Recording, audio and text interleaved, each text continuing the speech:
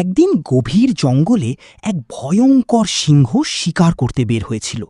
শিকার খুঁজতে খুঁজতে হঠাৎ সে একটি গভীর গর্তে পড়ে গেল। অনেক চেষ্টা করেও সে গর্ত থেকে বের হতে পারছিল না। বারবার গর্জন করেও কোনো লাভ হলো না। ঠিক তখনই একটি হরিণ সেই পথ দিয়ে যাচ্ছিল। সিংহের গর্জন শুনে সে ভয়ে থেমে গেল। দূর থেকে তাকিয়ে দেখে সিংহটি গর্তের মধ্যে আটকে আছে।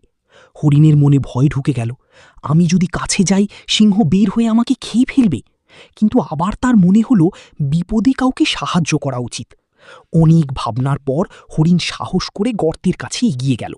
আশেপাশে পড়ে থাকা বড় বড় ডালপালা ও লতাপাতা জড়ো করে গর্তের মধ্যে ফেলতে লাগল। অনেক কষ্টের পর সিংহ সেই ডালপালা ধরে ধীরে ধীরে ওপরে উঠে এলো। সিংহ গর্ত থেকে বের হয়ে হরিণের দিকে তাকালো। হরিণটি ভয়ে কাঁপতে লাগলো। সে ভাবছিল এবার হয়তো সিংহ তাকে শিকার করবে। কিন্তু সিংহ শান্তভাবে বলল, ভয় পেও না, তুমি আজ আমার প্রাণ বাঁচিয়েছ। তোমার এই উপকার আমি কখনো ভুলব না।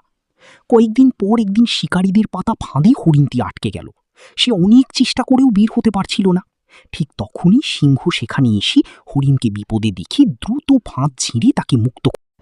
হরিণ মুক্ত হবার পর বনের প্রত্যেকটা পশু জেনে গেল, বিপদে কাউকে সাহায্য করলে কোনো না কোনো দিন তার প্রতিদান পাওয়া যায়। সবাই সবার পাশে থাকবে।